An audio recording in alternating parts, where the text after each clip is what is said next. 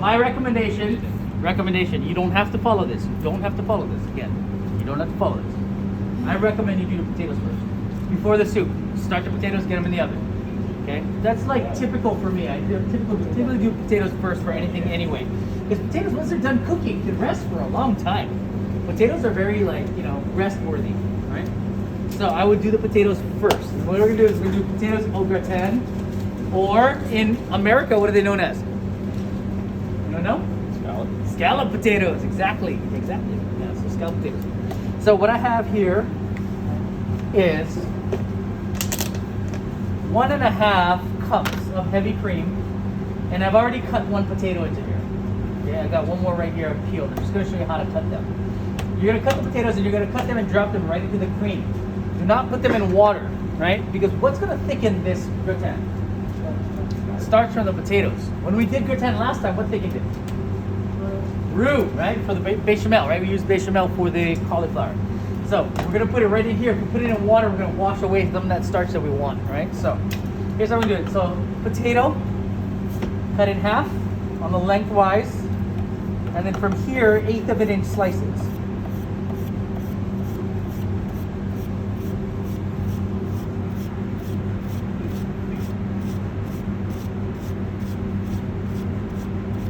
Okay, just like that.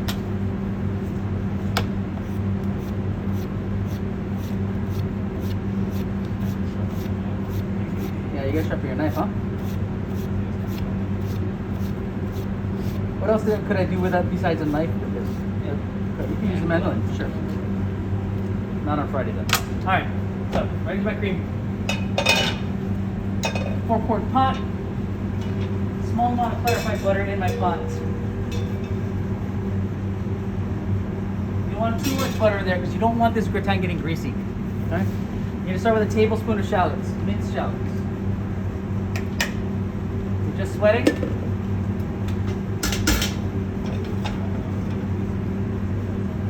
Man, this shallot's been practical.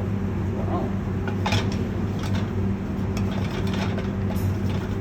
Your shallots, by the way, those are not not yours, but classes in general. All right, so sweating shallots till they're soft, and then garlic also. Once the shallots come up to a sizzle, you're gonna throw the garlic in and sweat those until they're soft as well. Don't brown them. If you brown the shallots and the garlic, you're really going to be able to see it in the gratin. Right? You really want to see it, and you're also going to be able to taste that caramelized allium. Remember that from day one? Alliums, yes? Right, so sweat. You don't have to put a lid on it. They're so small, they don't take long to sweat. Okay, once your garlic has sweated for about 30 seconds or so, and it's nice and soft, then you're gonna dump this whole thing in there.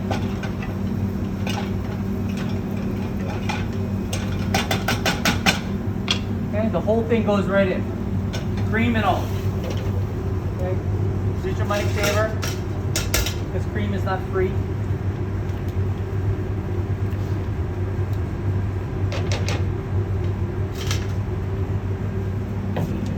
Okay, stir.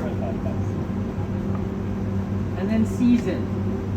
Okay, you want the heat on high still. Keep the heat on high. Season salt. Okay, it looks like a lot, but you want that cream to be well seasoned. Okay, because of potatoes. How much seasoning is in the potatoes? No, in the potatoes right now. None, right? So as it absorbs the cream, you're still gonna have a fair amount of it that's not seasoned, right? If you just taste the cream. So make sure you season that cream very well. And you'll know that it's done, or that it's seasoned well, if you taste it and it tastes like you could actually drink that cream. Like a soup, almost, right?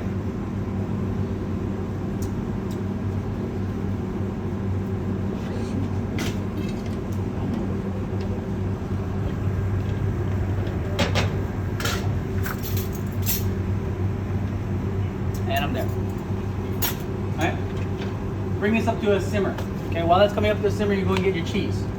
2 ounces of Gruyere cheese here, 1 ounce of Parmesan, mixed together in one container. Okay, 2 ounces of Gruyere, 1 ounce of Parmesan, just like we did with the cauliflower gratin. Right? So once this comes up to a simmer, and I can see it starting to bubble a little bit in the middle now, you want it really to come up to a real good simmer. All I'm trying to do is get that cream hot. I'm really not trying to cook my potatoes. I just want to get it hot. I want to get it hot so it'll melt my cheese. Okay.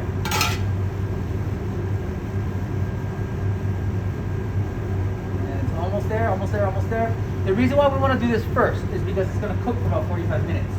Once it's fully cooked, then it's going to rest outside the oven for a good 10 to 15 minutes still. If you try to put it on the plate right out of the oven, it's just going to spread out onto your plate. You have to let it rest so that the starch is set up a little bit. You know, they'll set up outside the oven, right?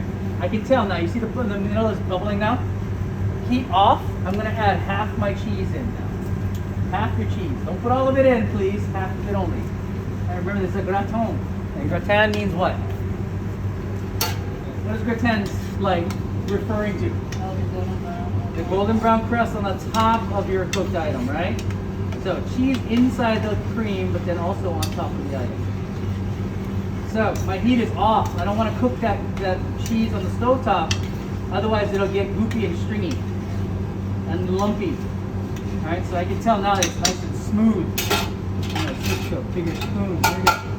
Now, you need 2 casserole dishes and something to put them in so that if it drips out, it doesn't cause a oven fire, right? So from here, into your dishes evenly.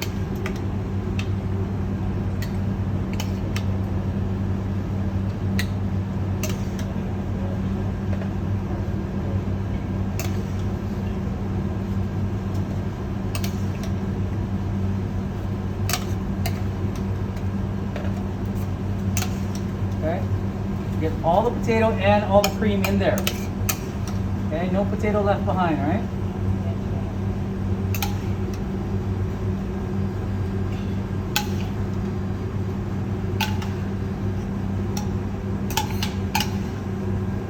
You're like, chef, dump it in already. No, I don't want to dump it in. I hate dumping food. Don't dump food onto plates. What does the food ever do to you? You know what I'm saying?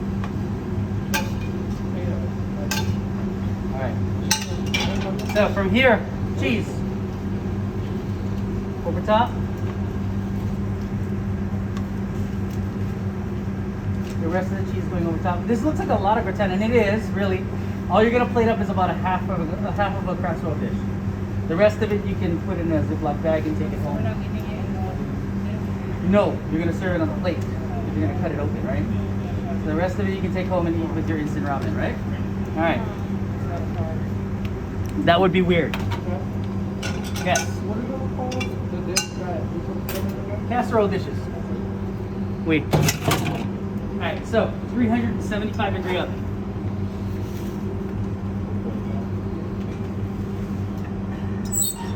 For 20 minutes, I'm going to rotate it once, right? So it gets evenly browned, right? You know it's done. Take a paring knife, push it through. It should be golden brown on top, right? Take a paring knife, push it through, and you can go right through the potatoes with no resistance. That's when you know it's done. Got it? Wait. Alright, so that's that. That's in. I'm going to set my timer. You should set your timer For how long? for 20 minutes. Rotate, and then probably about 15 minutes more after that. Or less, depending on the color of the gratin itself. Okay? It really depends on the oven. Got it? Wait. Alright. So, that's that. Next, I'm going to do my onion. I'm going to get my onion ring batter set up.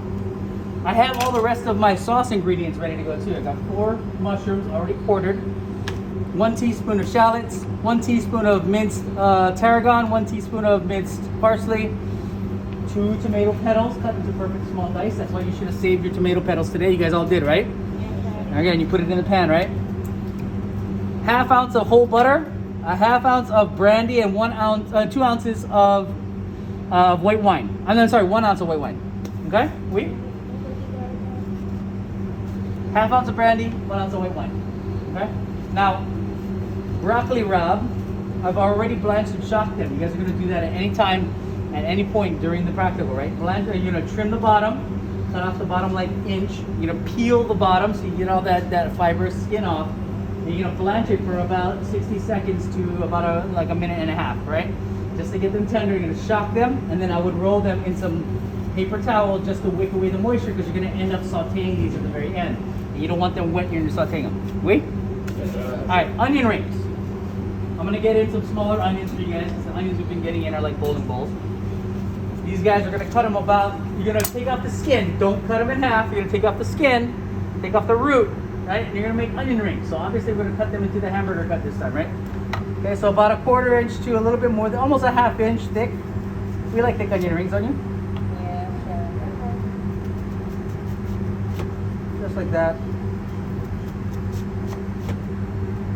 I'm gonna do a bunch so that, because I know you guys are gonna want to eat them tonight. All right. So onion rings. Cut them. You can separate them later. Those guys are ready to go. I'm gonna make my batter. I also have a bowl with some cake flour in it. And that cake flour is going to be for dredging my onion rings, right? Because cake flour is going to be what we make the batter with, and then dredge our onion rings. Why do you think I might want to use cake flour for my batter? What's the difference between cake flour and AP flour? What? It's not. It has nothing to do with the grain. What? Not yeast. What'd you say? Gluten. Less gluten. Far less gluten. The gluten is what makes it heavy and thick and bready, right?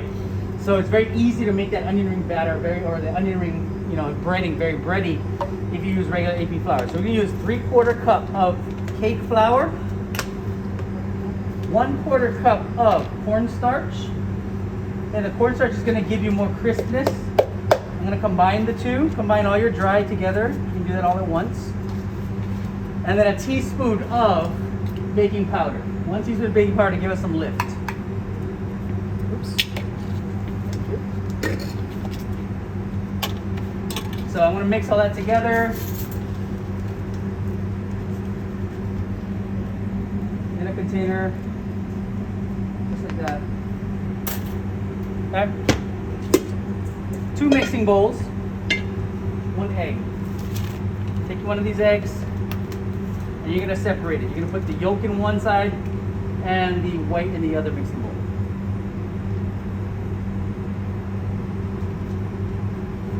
Okay? Just like that. Whisk. Pinch of salt in the whites. You can also do one in the yolks if you want to. See nature. And then I'm gonna whip. I want to whip this to give it some air. I want some aeration in here. But that aeration is what's gonna give my batter even more lift. I'm not trying to make a meringue here. I am trying to just make it nice and foamy. There's no way you'll be able to make a meringue. Okay, you'll be standing here forever trying to whisk this. You need an acidulant in here to make that meringue. Acidulant or sugar. Right, basically to make a meringue. But I can make it pretty darn frothy. See that? Okay, nice and frothy. You can break your egg yolk up and just mix it. You're never gonna be able to whip air into the egg yolk. That just doesn't happen. Beer. Okay, this right here is a Pilsner. Everybody's gonna use a 1/2 bottle. Okay, a 1/2 bottle basically is like down 3/4 of the way down because the neck is thinner, right? So a 1/2 bottle. Put it off you put it back where you found it after you take that 1/2 bottle. Got it? So the 1/2 bottle is gonna go into the yolk. Now, what does the beer have in it that I want? What? Not yeast. That's not going to make it rise. What? Bubbles, right? Bubbles and flavor, right? The beer's going to give us some good flavor. This is a Pilsner, and the Pilsner is going to have some pretty good flavor. Don't whip the beer after you put it in because you don't want to lose all your bubbles, right? Wait. So from here, you're going to switch to your money saver. Get your egg whites into the beer and the egg yolks. Okay, and then your dry ingredients. I would put a little bit more salt in here just to season it. And I also use a little bit of black pepper too. Okay, now you're gonna put the dry ingredients in 3 installments. If you dump it all in at once, you're gonna lose all your bubbles. Right? I'm gonna learn how to fold. All right, so folding it in, basically put in 1/3 here. Take your money saver, you're gonna go down to the middle and you're gonna basically fold over like this. You're just rotating your spatula like this. And I'm turning my bowl as I go. Okay, ready? Just like that.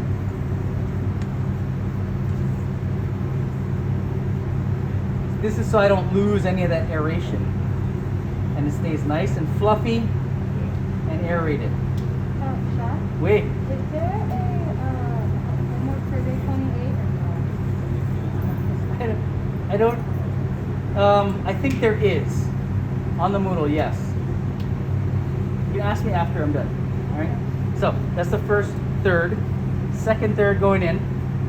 Now, when it comes to batter like this, it's okay for lumps. Lumps are okay. How many of you guys, when you're growing up, you did Betty Crocker cakes, right? Box cakes. You can't go wrong, right, with the box cake, right?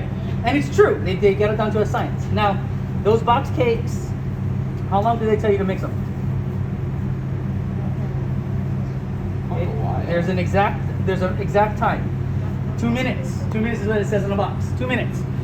After 2 minutes, how smooth is it? Very. Yeah, it's like super smooth, right? And the thing about that is that smooth is not always better, right? They just do it because nobody really knows when to stop, right?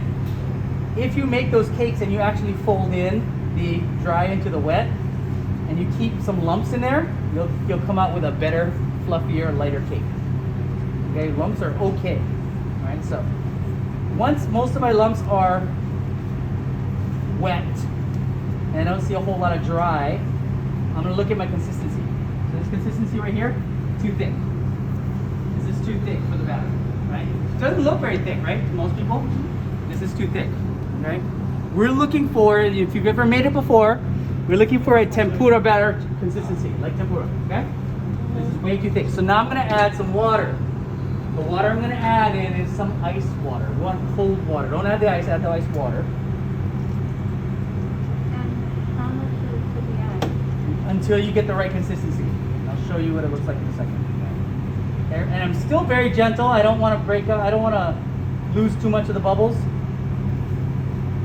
Scrape the sides down. Okay. Still a little on the thick side. Just a little thinner.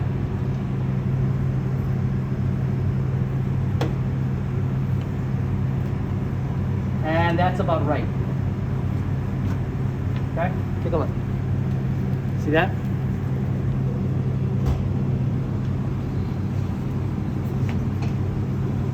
They got some lumps. It's like a light nappe almost, right? Alright, so I'm gonna now, you wanna cover this and let it rest in the fridge while you do the rest of your preparations. This can be done early. You can do this at any time during the process, right? As long as you keep it cold. Can you put that in the fridge on that? Thank you.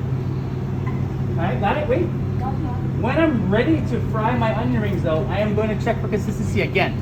Because some of those starch granules are going to have hydrated, aren't they? It's going to get thicker. It's definitely going to get thicker, so I may want to add a little more water. But we'll see what it looks like at the very end. Alright, got it? Wait. Alright, so that's that.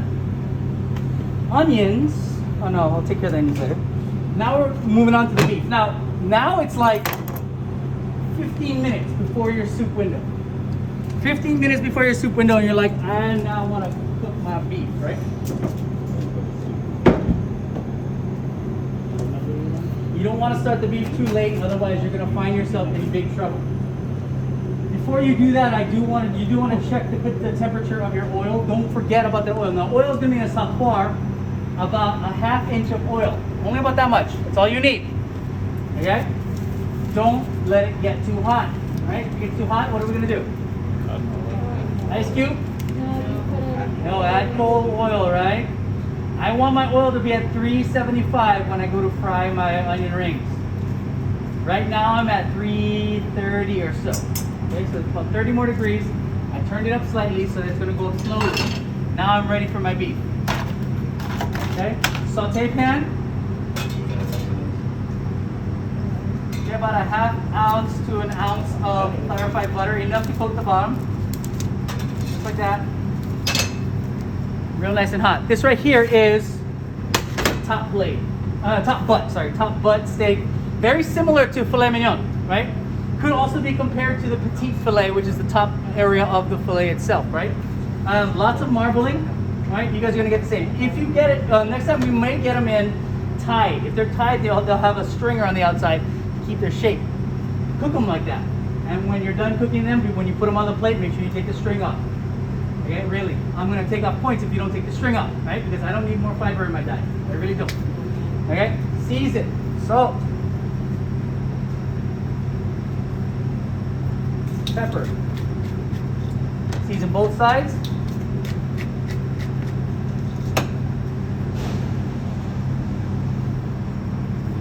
Okay, right before you put it in the pan, right? So my pan, butter should move like water, and then I'm ready to go.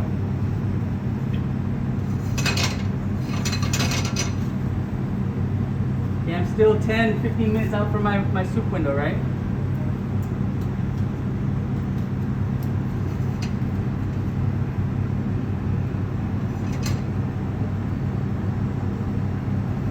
There you go. What do you think? Hot enough? Not bad. Okay, again, lift up again. When you put it in, I would lift up, get some of the more of that fat underneath it. Move it around until the bottom coagulates a bit. And you'll get better Maillard reaction. Tongue. Chef, would you ever put a whole butter on the bottom side of the red meat? Of the steak? You mean before it goes in the pan? Yeah. So that it melts underneath? I would put whole butter in the pan and baste. You would Just like I showed you guys that on the, oh no, you guys didn't have me for sauteed chicken, Yeah. did you? So I usually show my students 2 ways to saute the chicken. The second time is a unilateral sear. So at this point I put whole butter in the pan and some herbs and like a half shallot and some garlic, and I would baste, right? And you can inject a whole lot of flavor into your meat that way, right? No, you're not going to do that with this. That's going to be just too much for some of you. Then you guys have to remember how to remember like 1,000 things on that day. So I don't want you guys to really have to worry about it. It's just a sauteed piece of beef, right? So Maillard reaction on one side, turn it over. Look at how beautiful that browning is, right? Gorgeous. Look at that. All right. So now I'm going to need a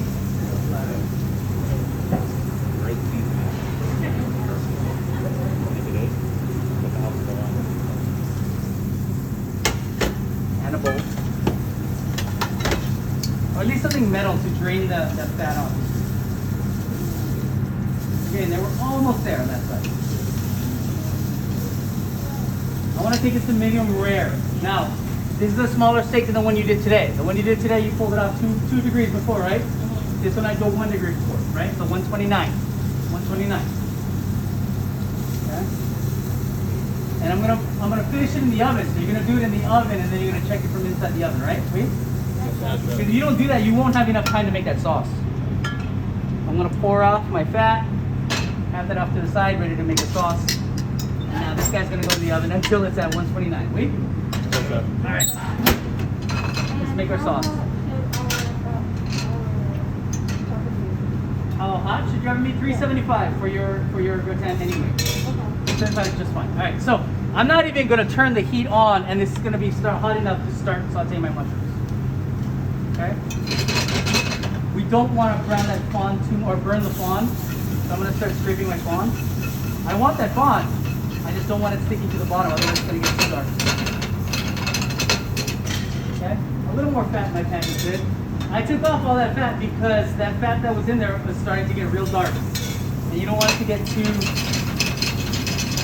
bitter, right? So now I'm gonna turn my heat back on because my mushrooms have cooled down my pan enough.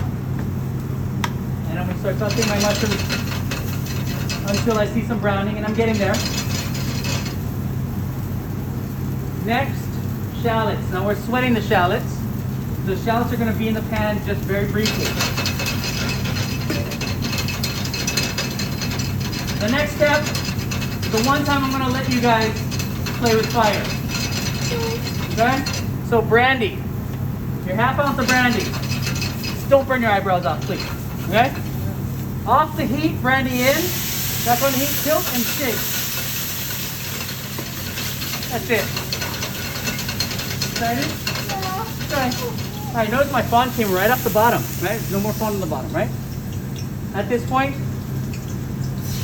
white wine in. No, it's not really going to flame the white wine. It's not enough alcohol in there. I'm going to reduce that down till it's all set, right? While it's reducing, I'm going to take my temp of my oil. I think I got some brandy in my oil. And I am there. My oil is hot enough.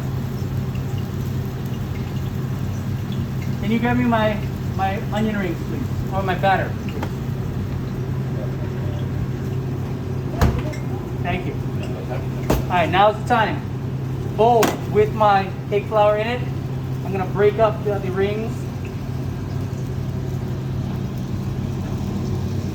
Alright, keeping them whole.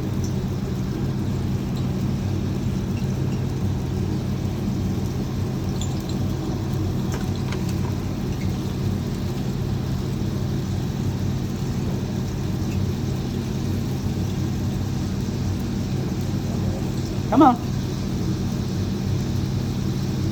All right. Toss them in the flour. If you don't do this step, your batter will not stick to your ring. It will not stick. Okay, so you have to flour them first. All right, so once you flour them, now I'll set. All right, so this is our sec right here. You see that? 4 ounces of demi-glace right in here.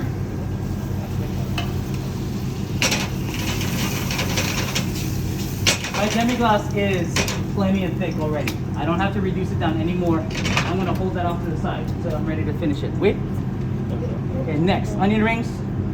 Tap off the excess batter, excess flour. They go right into the batter. Oh, I didn't check for consistency, did I?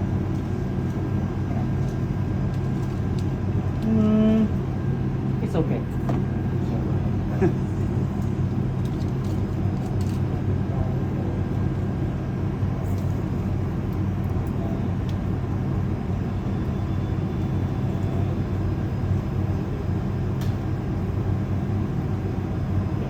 You don't have to do that many rings. I'm just doing a bunch because then you guys can taste it later on. Because there's going to be some pigs in here. Piggy wiggies. Alright. Coat the onion rings well. Notice I'm using a skewer. One of the best things to use for onion rings to get them in and out of the batter without getting your hands all messy. You could also use chopsticks if you want. But I will have skewers available for you guys. All right, so my oil is ready to go. I'm going to crank up the heat slightly because these onion rings are going to cool down the heat when they go in.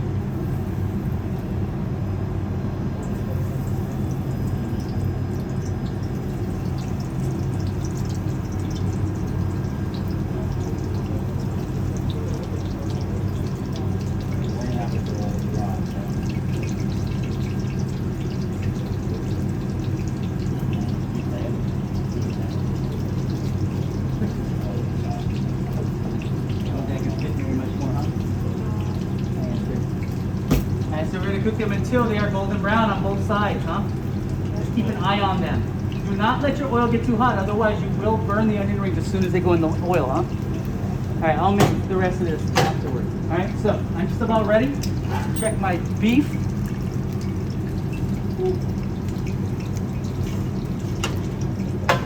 I'm still rare. Boy, all right.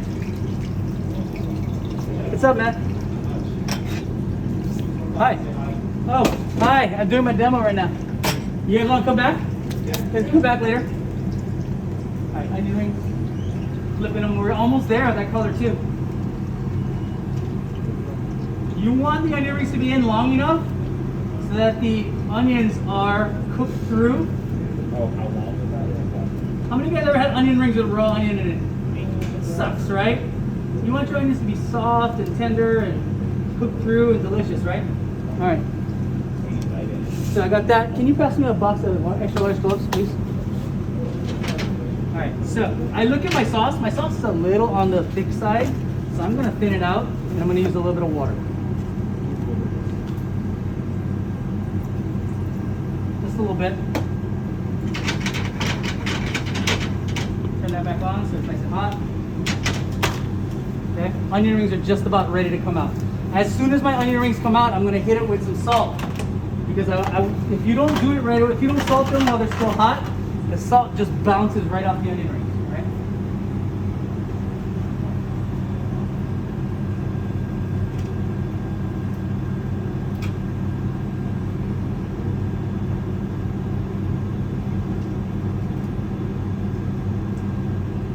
Those look pretty good, don't they? Yeah, Sure do. They're seasoned right away. The onion rings are ready to go. This hot. My sauce is ready to go as well. Heat off. I'm gonna add in all my garnish. I'm gonna add in my tomatoes, tarragon and parsley, a teaspoon of each, huh? And then also whole butter, going right in. What's that? Dry or fresh tarragon? Fresh tarragon. Swirl until the butter is fully dissolved or fully melted in and emulsified. And you're gonna season it.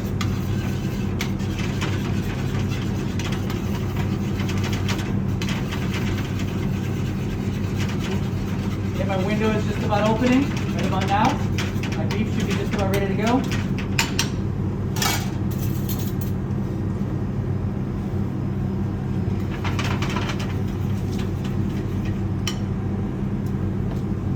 Sauce chasseur, perfect.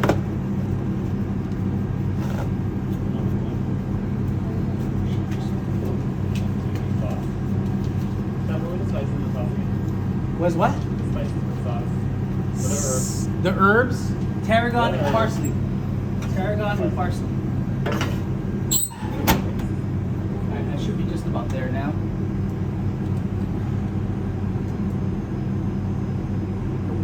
I'm under. This side's about that. Just about. Yeah, getting close. Yeah, I'm gonna let it just for a few more seconds. We start plating up. Oh, wait a minute. My potatoes are not done, are they? What do I do? Should have made Alright. the soup. Should have made it first. Alright. Oh, Magic no. of television.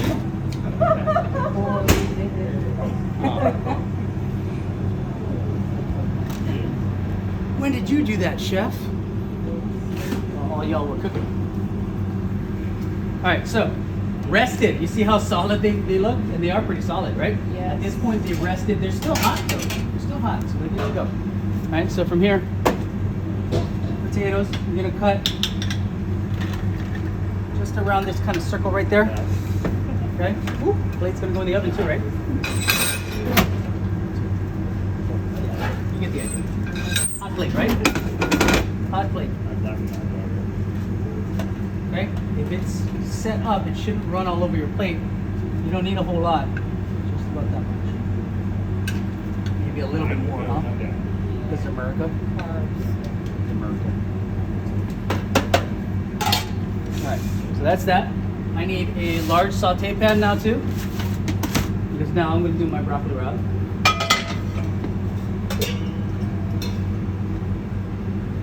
Butter. Turn the heat on.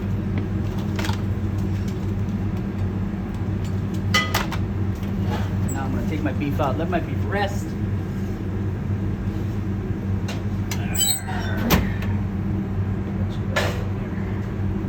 Ready to go.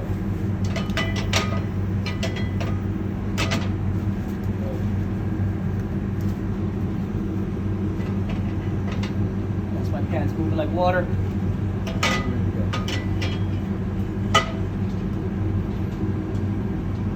You don't want to over saute this. We're not trying to make the broccoli rabe crispy. We don't want to make it brown. We don't want to make it crispy. We just want to get it hot. It's fully cooked already, isn't it? Sure is. What?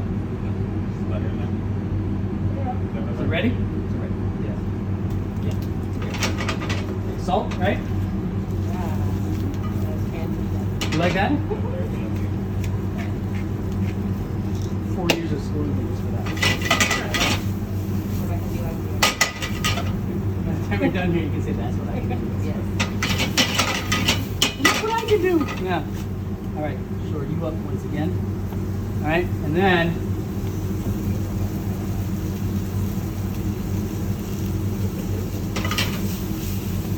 done. Broccoli rabe done. Okay. Stem up toward the top, like in a little cradle like that. You can go about 4 of them or so. Put your beef. Okay, beef. That's medium rare right there. Boom. Right up against the potatoes. Okay, so you want to shingle them up against the potatoes, right? Now, sauce over or under the beef? What do you think? Over. Over, yeah. We're gonna go over because there's no crisp crust to sog up. And we want to see all these garnishes in the sauce as well, right? But we like to see the nice mild reaction on the beef, so I'm not gonna fully cover it. I'm just gonna cover the bottom half of the beef, like that. Okay, let it cascade off onto the plate. Just like that. Okay? Alright. Onion rings. These guys are gonna go on, and there's no nice way to do this. And this wasn't, I didn't come up with this dish, by the way. So, I mean, I would start with the largest ones on the bottom, and then go smaller at the top. You know, kind of like a little onion volcano, like you're at like the hibachi restaurant. Doo -doo, you know what I'm saying? You squirt some sake in your mouth, that kind of thing. Yeah. So there's the dish. There's the dish, y'all. Beautiful. Cool? They're not gonna call me stuff. All right, you guys want to cut into that beef and taste it? You guys gotta taste the potatoes at least. What? I know you do. I'm gonna put some more.